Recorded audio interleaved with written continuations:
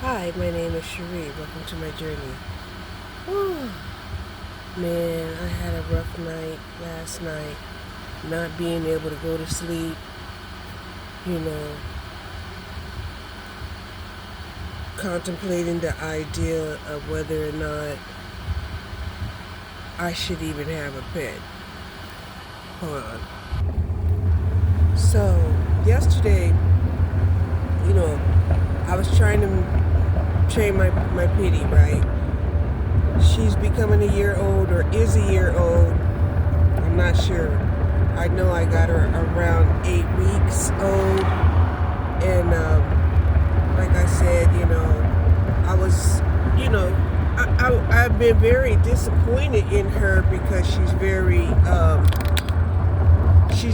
active and she does a lot of chewing and, you know, and she's destructive when it comes to, a lot of things in the house. So we both learned a very hard lesson yesterday, right? And that the world is not what we want it to be. It is what it is. Okay? So, she's still teething. I don't see how, people could not wrap their minds around, I'm telling them that she's still a puppy, right? And the reason why she's still a puppy is because she's still teething. And the dogs that went up against her were fully grown, mean dogs. And I know they were mean, and I know that their owners couldn't handle them, which is one of the reasons why, they had put heavy restraint on them. Usually those breeds have to be well bred,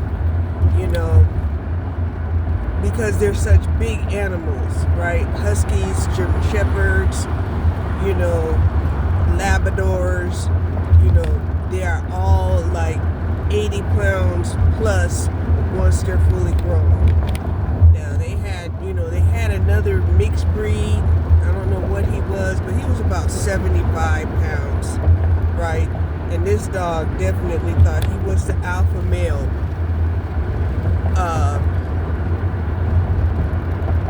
Maybe he felt more fit, more agile. I'm not sure, but a lot of times, I see human behavior, in everything, right? In plants, in animals, in the rotation of the fucking planets. I see human behavior.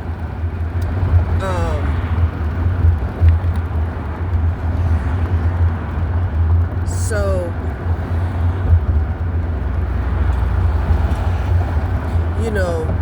when I take my little pitty, right? And like I said, she's a little pitty. She's not grown. But I take my little pitty to the park, and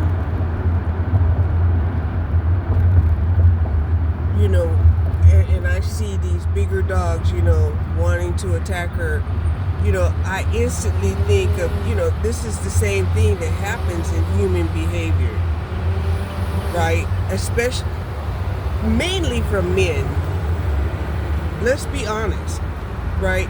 As a woman, I don't really see that, globally happening where, women are just viciously attacking, another female. Normally, that's not the case globally. Now, when it comes to like the women that are in the States, a lot of the women that are in the States, have picked up, the masculine trait. And when they pick up the masculine trait, they are, they have, they're overcompensating, competing with, men, and these men don't even have to be masculine. Anyway,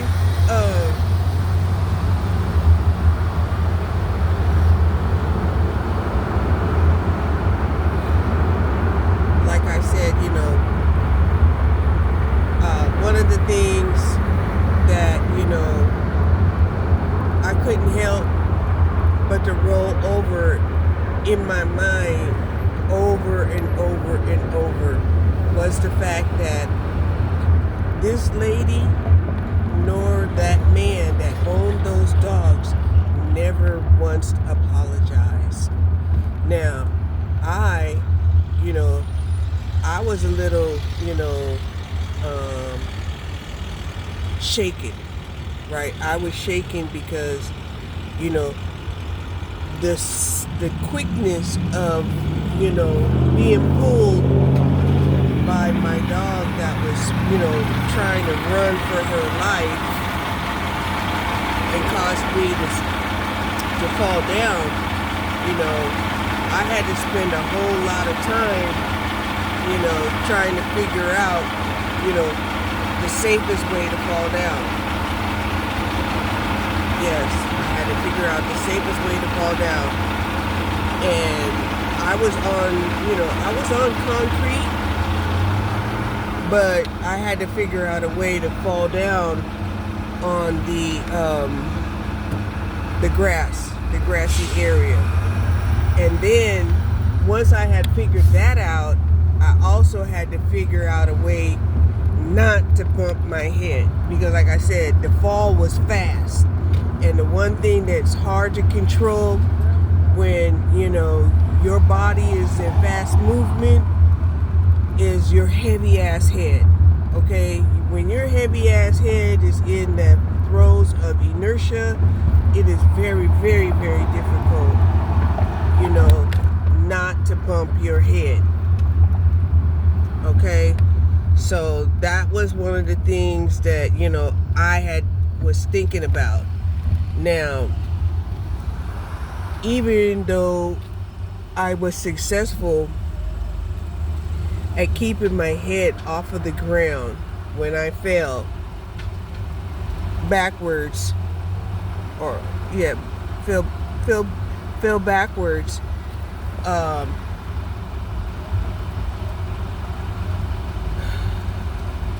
because first I fell to the knee, then they were still pulling me, and then I fell backwards. Okay, my whole brain was still shaking. My brain was shaking.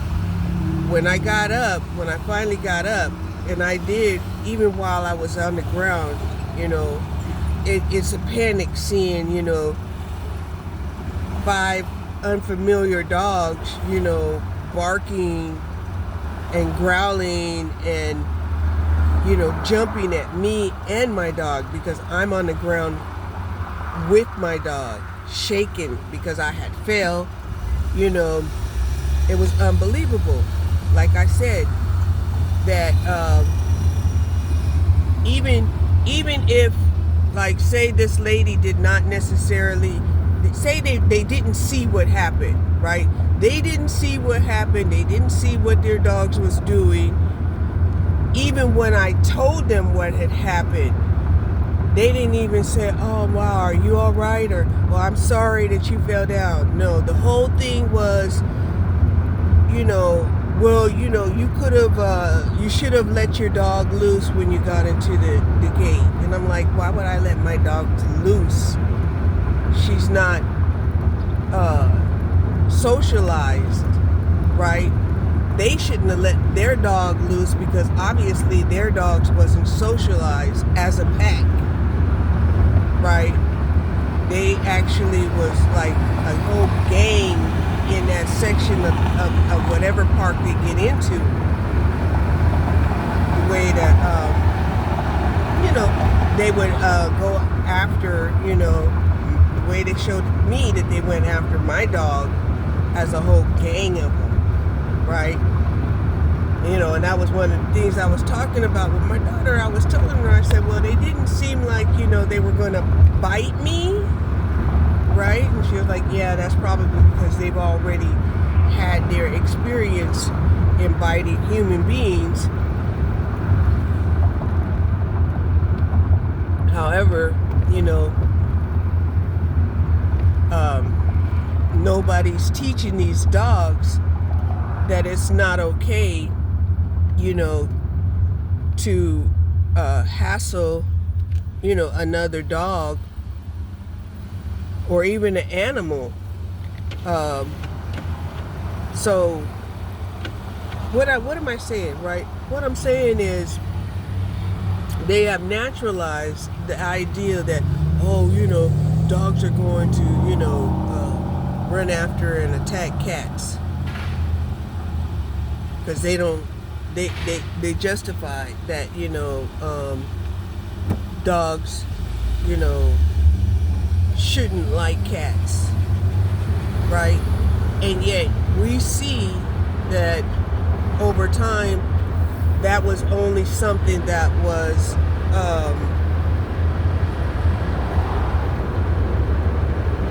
accepted rather than reprimanded, that they didn't respect another animal. Okay? And we see even with different breeds, that dogs, are bred for, specific purposes, which means that they're intelligent enough to be trained. And we see that they're intelligent enough to be trained to be living with, cats in the house, their, house dogs, and that was one thing, I knew I had to wrap my mind around, right? I had seen it and I was like, okay, that's occasional, that's an exception. But now that I see it more and more and more, I'm like, no, it's not an exception. I think, somewhere along the lines, we promoted,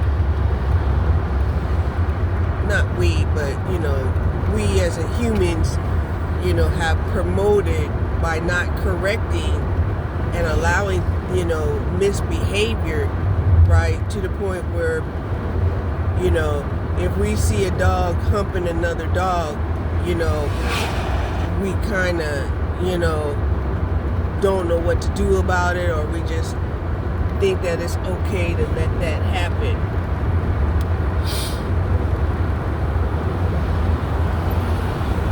Okay, so that was one of the things that have really bothered me, because both me and my dog was on our backs, with dogs threatening attack and barking at us viciously, and I thought it was just a threat until we leave out of there, my dog's bleeding, right? And I'm like, my God, they did, right? And so she had, a bite mark on her underbelly. And I was like, how did she get a bite mark on her underbelly? Well, typically,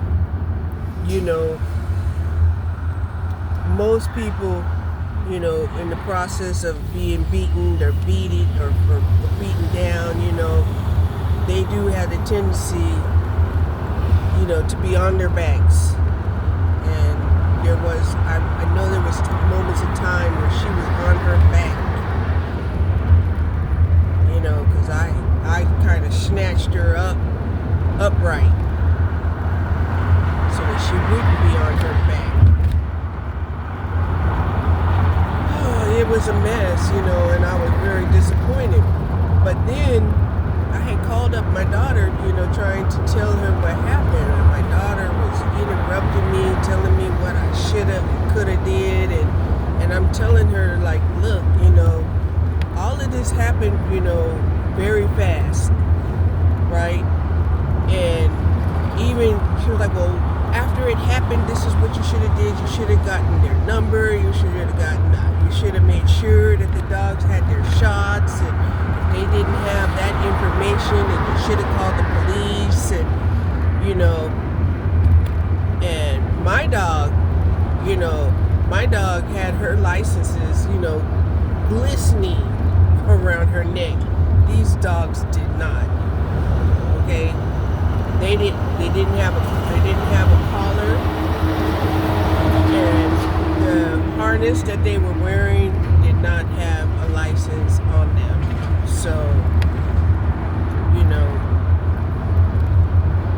and I was really surprised that, my daughter is like atypical when it comes to, a situation, instead of showing, like proper empathy, she's telling me what I coulda and woulda, shoulda did, okay? And I kept telling her, stop interrupting me, let me speak, right? Because I'm trying to sort a lot of things out in my mind, and I kept telling her, I said, hey, I was shaken up at the time. One dog, growling at you can be very fearful. 5 dogs growling and you're on the ground, feeling pretty helpless and being pulled this way and that way by your dog, she don't even understand, how that feels. I don't think anybody would understand how that feels until it happens to you. And why do I say I don't think anybody understands how it feels? Because nobody knows how helplessness feels unless you experience it.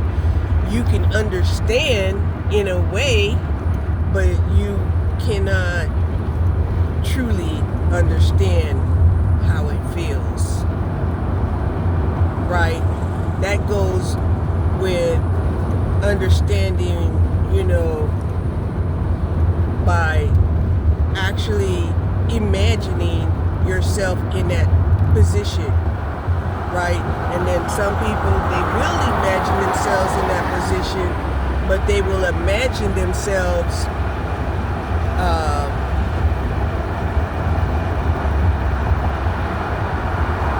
taking different options.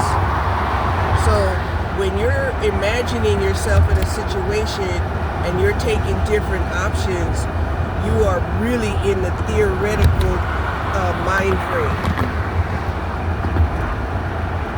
right? So to truly be empathetic, you have to take the position that was taken by the person, right? This is what I'm trying to say is there are people out here who believe that they are empathetic because they can conceive, a person's situation, but they're not being empathetic if they can't feel what that person was feeling. And that's what I was noticing yesterday, that the owners of those dogs not once even apologized that their dog had attacked us, right? And I know after we left that section of the park and went to another section of the park, that woman went over there and told that couple that, my dog was bleeding. Now they say they was trainers, and usually, anytime a dog is injured, on a public park, you are supposed to exchange information, if it's needed. Right, my dog was on a leash. She had stayed on a leash. It doesn't even matter if my dog, was, what do you call it? Antisocial. It doesn't matter, but because she was on a leash, right? So if my dog is on a leash and antisocial, even at a public park where there are dogs running around, the only dogs that should be running around are the ones that respect the privacy and the space of other dogs and other people. But truly, that's not always the case, especially when, there's a pack mentality and an alpha dog that, for whatever reason, decides, it would be exciting, to gang up, on a baby pitty. And I know I keep calling her a baby pitty, but she's still teething. She don't even have all her teeth. Her teeth are not even fully grown. She got these little bitty teeth. So I don't even see how, that couple could even, not apologize.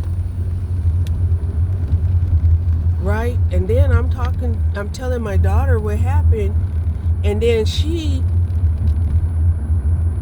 is concerned, and I understand, her concern is because maybe she felt like, I was preparing her, to help me out, when it comes to, like, say, a vet bill, because I'm on a fixed income, okay? I'm on a fixed income, and, she's been helping me out, when, I've been falling short on certain things, right?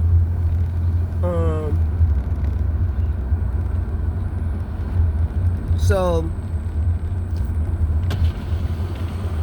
I'm starting to talk to her. I'm like, look,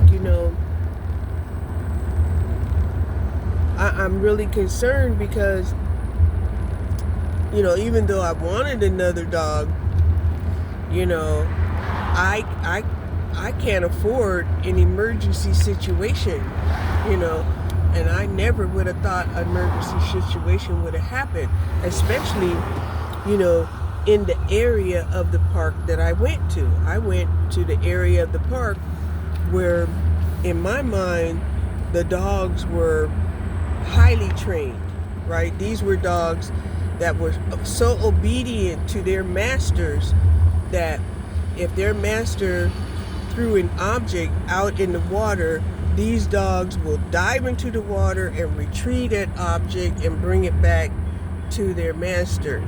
To me, that's a high level of obedience, okay? Which is what I was expecting, to encounter. And that's why I was very apprehensive in just going over into the regular doggy area. Because over there in the regular doggy area, it could be, any type of people, right? And, I don't know, what I did learn is, even though,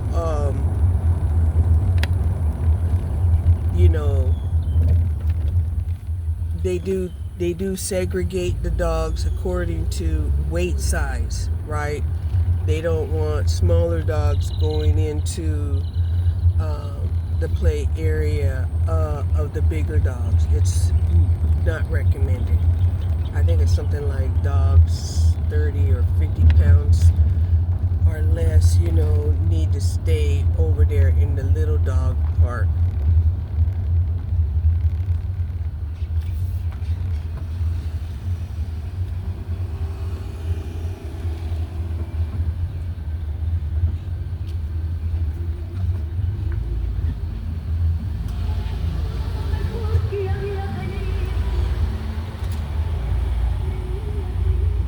So, yeah. So, even when, I kept telling my daughter, to stop interrupting me while I'm trying to explain to her what had happened. Because not only am I trying to explain to her what happened, I'm trying to get it straight in my head what happened. Okay, because I'm trying to tell her that, hey, I fell down. you know, and this is something that a lot of people don't understand, you know, especially when, you know, older people fall down. When older people fall down, it's like being in a car accident, right? Your brain is being shifted inside of your skull, first of all, because I felt that. Like I felt my brain feeling like it was, you know, rattled. Okay. And then, you know, there was, you know, the intense fear, right? The intense fear of that these dogs that were viciously growling and snapping at us would actually, you know, attack me, right? Now, there was a part of me that was like, well, maybe my dog is going to have to, you know, sacrifice herself for my safety, or I would sacrifice her for my safety. Either way, okay? It was not a pleasant thought. It wasn't. So,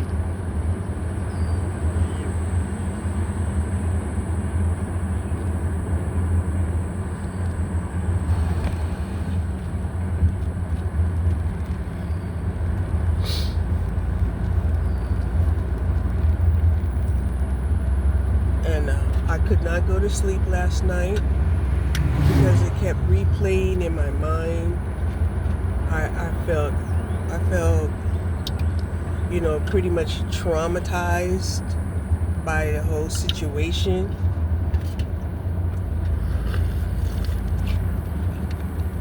And the location where we were at, you know, can be seen by the bridge that was walking over the water. And there was this guy, you know, he was shouting off of the bridge over towards us, but I couldn't hear a word he was saying because I'm still, you know, rattled. I know this ain't a city truck trying to get me to go 30 miles an hour.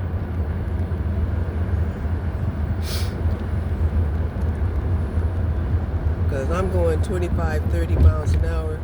The speed limit down here is 25 miles an hour, and this guy is like tailgating me.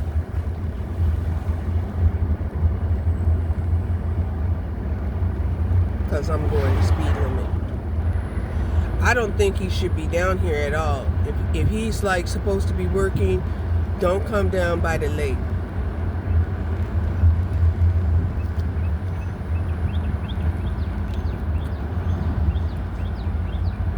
So, even when I woke up this morning, right, I woke up and I was like, well, you know, if the pity tears off her feet dressing, you know, then her feet is either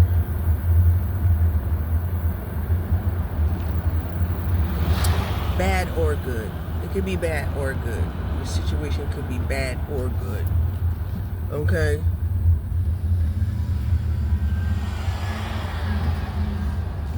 It's a plumbing motherfucker. Right? Yeah. I guess he's down here in the company truck, you know, trying to force somebody to go above the speed limit.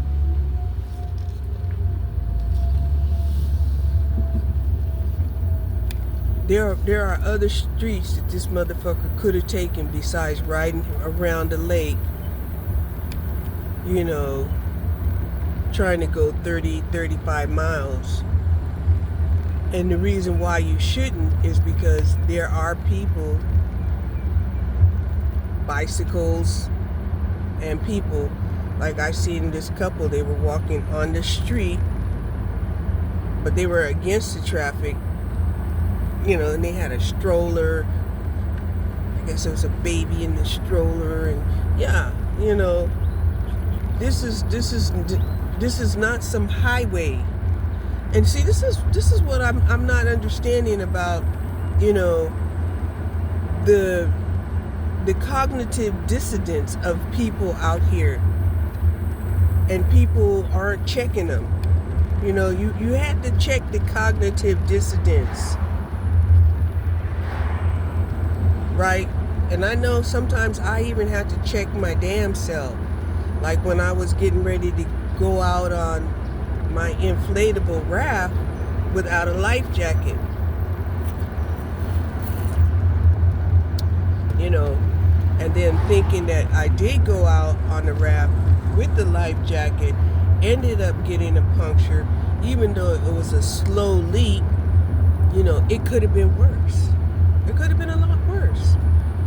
And even though I feel like I know how to swim, I know how to float, that won't be the issue if I'm panicking. If I'm panicking, and even though I'm like, well, I should know better than to panic. Okay, listen. You know, let's talk about, you know, what you should know better later. Okay, let's talk about that later. So, you know, that was the one thing that, you know, I left away, you know, thinking about, because there was several many days that I was tempted to go out on the lake in my inflatable without a life jacket. And the one time I finally did go out, I ended up, you know, almost needing my life jacket. Almost.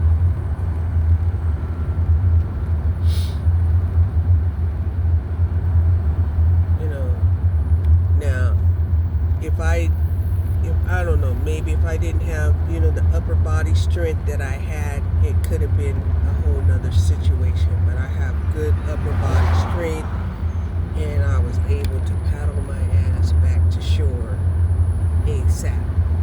Okay? So what does my daughter say about that? She says, well, that's why you should go out there you shouldn't go out there in an inflatable, that you should go out in a hard body. And I was like, wow. You know, I know I didn't teach my daughter to talk like that, right? Because I don't necessarily see the world as perfectionist, right? Even if I was to tell somebody the same thing that she